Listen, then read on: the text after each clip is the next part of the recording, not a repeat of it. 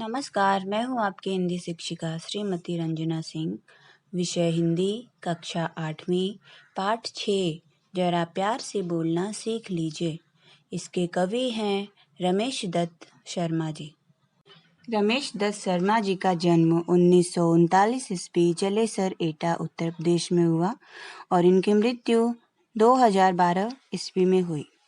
शर्मा जी 50 वर्षों से पत्र पत्रिकाओं, रेडियो और टीवी के माध्यम से वैज्ञानिक दृष्टिकोण का प्रचार प्रसार करते रहे। आपको विज्ञान लेखन में दर्जन से अधिक पुरस्कार मिल चुके हैं। आप कक्षा 7वीं 8वीं से ही स्थानीय मुशायरों में चचा जलेसरी बच्चों प्रस्तुत गजल के शेरों में शर्मा जी ने प्रेम से बोलना, सही समय पर बोलना, बोलने से पहले विचार करना, आत्मनियंत्रण रखना, मधुरभाषी होना आदि गुणों को अपनाने के लिए प्रेरित किया है। इनका मानना है कि हमेशा होठ सीकर बैठना उचित नहीं है। आवश्यकतानुसार आक्रोश प्रकट करना भी जरूरी है। बच्चों, प्रस्तुत गजल की पंक्तियाँ इस प्रकार से है। वाड़ी में शहद घोलना सीख लीजिए, जरा प्यार से बोलना सीख लीजिए। चुप रहने के यारों बड़े फायदे हैं, जुबां वक्त पर खोलना सीख लीजिए। इन पंक्तियों का अर्थ इस प्रकार से है। हे मनुष्य, अपनी वाड़ी में शहद जैसी मिठास घोलना सीखो, अर्थात मीठा बोलना सीखो। तुम दूसरों से मीठे शब्दों में बात करो। जब भी बोलो प्यार से बोलो। जब आवश्यकता हो तभी बोलो। अनेक अवसरों पर आवश्यकता नहीं होती, तब भी हम सलाह मशवरा दिया करते हैं। दोस्तों, चुप रहने के अनेक लाभ हैं, जैसे ऊर्जा बचती है, हमारा समय बचता है। उस ऊर्जा और समय को किसी सकारात्मक अर्थात अच्छे कार्य में लगाया जा सकता है। कुछ कहने से पहले जरा सोचिए, ख्यालों को खुद तौलना सीख लीजिए। तू तड़क हो या फिर हो, तू मैं, अपने आप को टोकना सीख लीजिए। बच्चों, हमें किसी को कुछ भी कहने से पहले अपनी बात पर अवश्य विचार करना चाहिए और फिर बोलना चाहिए। बोलने से पहले अपने शब्दों को तौलने की आदत डालो, अर्थात जितना ज़रूरत हो उतना ही बोलो। व्यर्थ की बातें सुनना किसी को भी अच्छा नहीं लगता। ऐसा न हो कि आपकी बातें सामने वाले को दुख पहुंचाए। तलवार से हुआ घाव देर सवेर भर ही जाता है, किंतु कटुवाड़ी से हुआ घाव कभी नहीं भरता। समय असमय हमें याद आकर पीड़ा पहुंचाया करता है।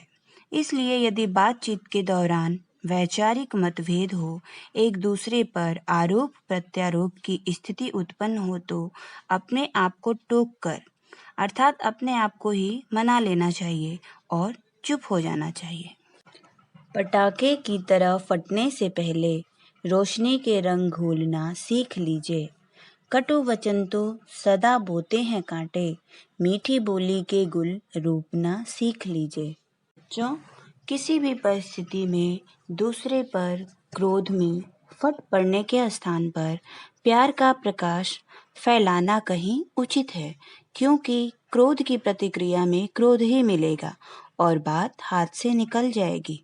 यह बातें कभी नहीं भूलना चाहिए कि कड़वी बोली हमेशा संबंध बिगाड़ती ही है, रिश्तों को तोड़ती ही है। कटु वचनों से कांटे ही मिलते हैं। कटु वचन ऐसे बीज हैं जिनके फलस्वरूप कांटों रूपी फसल ही मिलती है। अतः कटु वचनों का त्याग करके, बुरे शब्दों का त्याग करके मीठी बोली रूपी फूल के पौधे लगाओ। बात बेबात कोई चुभने लगे तो बदल कर उसे मोड़ना सीख लीजिए। ये किसने कहा, होठ सिल कर के बैठो, जरूरत पे मुंह खोलना सीख लीजिए।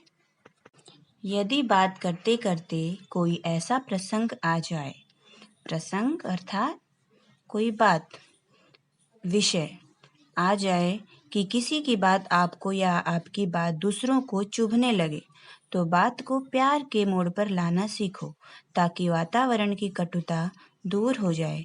पर साथ ही इस बात का भी ध्यान रखना चाहिए कि हमें अनुचित बात पर होठ सिलकर अनुचित अर्थात गलत बातों पर हमें चुप होकर नहीं बैठना चाहिए। कहीं कोई किसी प्रकार का अन्याय कर रहा हो या अत्याचार हो रहा हो तो उस समय चुप रह जाना भी अन्याय ही होगा। हमें ऐसी परिस्थिति में डटकर जोरदार शब्दों में उसका विरोध करना चाहिए। बच्चों, प्रस्तुत गजल में गजलकार रमेश दत्त शर्मा दूसरों के प्रति व्यवहार के बारे में प्रेरणा दे रहे हैं।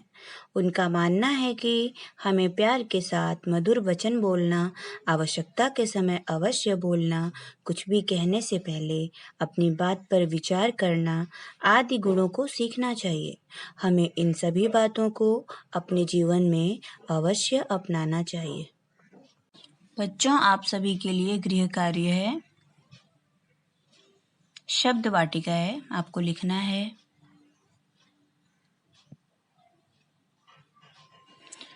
प्रवाह तालिका पूर्ण करो।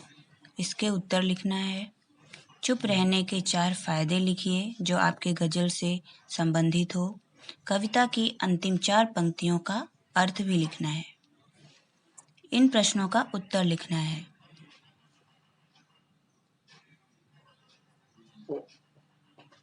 कविता में आए इस अर्थ के शब्द लिखो।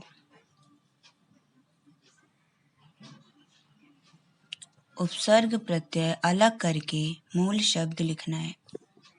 धन्यवाद।